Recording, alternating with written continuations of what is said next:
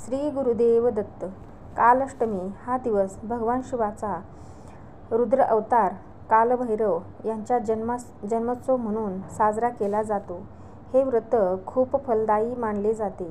या दिवशी कालभैरवाची योग्य प्रकारे पूजा केल्याने व्यक्तीचे सर्व त्रास दूर होतात आणि मृत्यू त्यांच्यापासून दूर जातो.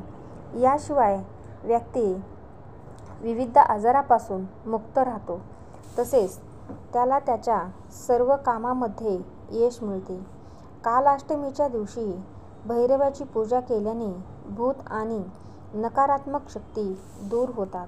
भगवान भैरवाचे वाहन काळा कुत्रा आहे असे मानले जाते, म्हणून या दिवशी काळ्या कुत्र्याला भाकरी खाऊ घालणे आवश्यक आहे. कालाष्टमीच्या दिवशी सकाळी स्नान करून विधीनुसार भैरव बाबांची पूजा करावी. त्याच्या समोर एक दिवा पेटवा आणि त्यांना तुमची इच्छा सांगा आणि जलेबी द्या.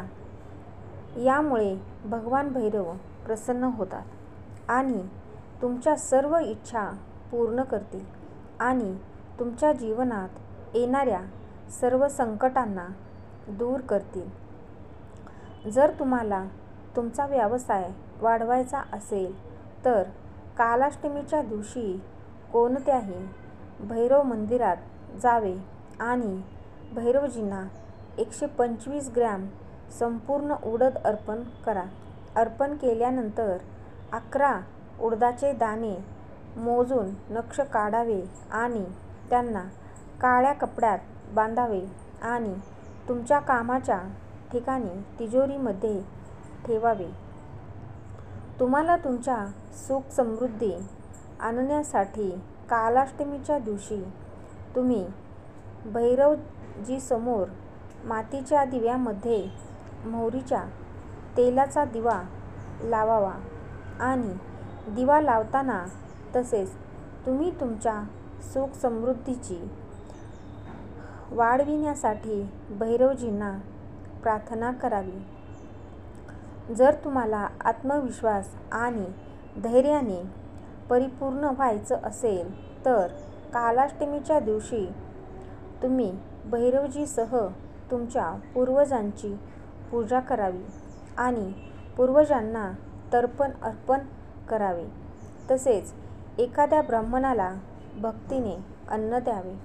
जर तुम्हाला आयुष्यातील काही समस्या असेल तर म्हणून तुमच्या जीवनातून ते काढून टाकण्यासाठी कालाष्टमीच्या दिवशी तुम्ही मोहरीच्या तेलात बुडलेली भाकरी घ्या आणि ती काळ्या कुत्र्याला खायला घाला. भाकरीवर तेल लावताना भैरवांचे ध्यान करावे. जर तुम्हाला कोणत्याही प्रकारची भीती वाटत असेल तर ती भीती दूर करण्यासाठी तुम्ही कालाष्टमीच्या दिवशी भैरवजींच्या चरणी काळा धागा ठेवावा. तो धागा 5 मिनिटांनी तसाच राहू द्या आणि 5 मिनिटांनी तेथून तो धागा उचला आणि तुमच्या उजव्या पायावर बांधा. जर तुम्हाला तुमच्या व्यवसायात भागीदाराकडून पूर्ण सहकार्य मिळत नसेल, ज्यामुळे तुमचे काम पूर्ण होत नाही, म्हणून कालाष्टमीच्या दिवशी तुम्ही रोटीमध्ये साखर मिसळून त्यातून चुरमा बनवून भैरवबाबांना अर्पण करावे आणि स्वतः प्रसाद म्हणून काही चुरमा खा आणि उरलेला प्रसाद इतर लोकांसोबत वाटून घ्या. कालाष्टमीच्या दिवशी स्नान वगैरे केल्यानंतर तुम्ही भगवान शिवांच्या मूर्तीसमोर चटईवर बसून शिवचालीसा पाठ करावे. शिवचालीसा पठण करावे. कालाष्टमीला असे केल्याने तुमच्या जोडीदाराच्या समस्या दूर होतील आणि ज्यामुळे तुमच्या समस्याही दूर होतील. जर तुम्हाला वाटत असेल की कोणीतरी तुमच्या मुलावर काळी जादू केली आहे, ज्यामुळे तुमचे मूल प्रगती करू शकत नाही, तर काल अष्टमीच्या दिवशी मुठभर काळे तीळ घ्या आणि भैरवबाबांचे ध्यान करताना तुमच्या मुलाच्या डोक्यावर 7 वेळा उतरावे. लक्षात ठेवा की तुम्हाला ते 6 वेळा सोयीच्या दिशेने आणि एकदा उलट्या दिशेने फिरवायचे असते. तीळ टाकल्यानंतर ते कोणत्या वाहत्या पाण्याच्या स्तोत्रात टाकावे. जर तुम्ही काही अडचणीत अडकला असाल आणि त्यातून बाहेर पडू शकत नसाल, तर काल अष्टमीच्या दिवशी तुम्ही शमीच्या झाडाच्या मुळाशी पाणी, मंदिरात कापसाचा धागा अर्पण करावा. यानंतर मनाने भैरवजींचे ध्यान करावे.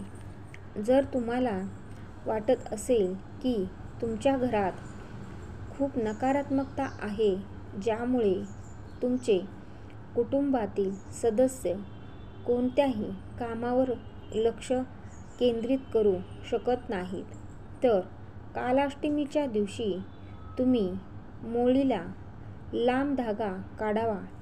त्यात 7 गाठी बांधून तो तुमच्या घराच्या मुख्य दरवाजावर बांधावा.